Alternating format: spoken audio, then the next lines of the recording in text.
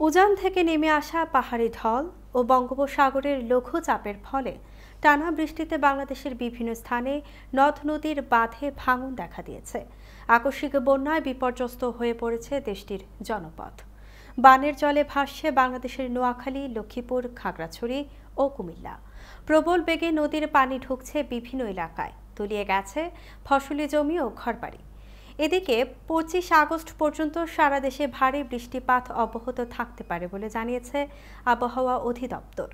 গত 1.5 মাসের মধ্যে 3 দফা বন্যার কবলে পড়েছে ফেনী। প্লাবিত হয়েছে শতাধিক গ্রাম।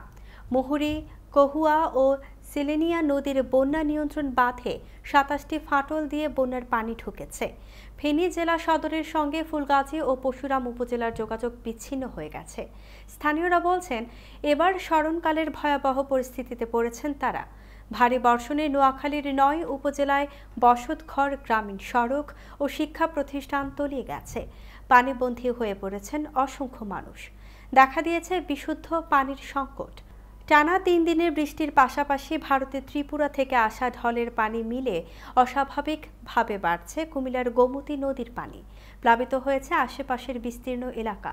নষ্ট হয়েছে অন্তত 4000 হেক্টর জমির ফসল। মৌলভীবাজারে টানা বৃষ্টি ও উজানের ঢলে বাড়ছে নদ নদীর পানি।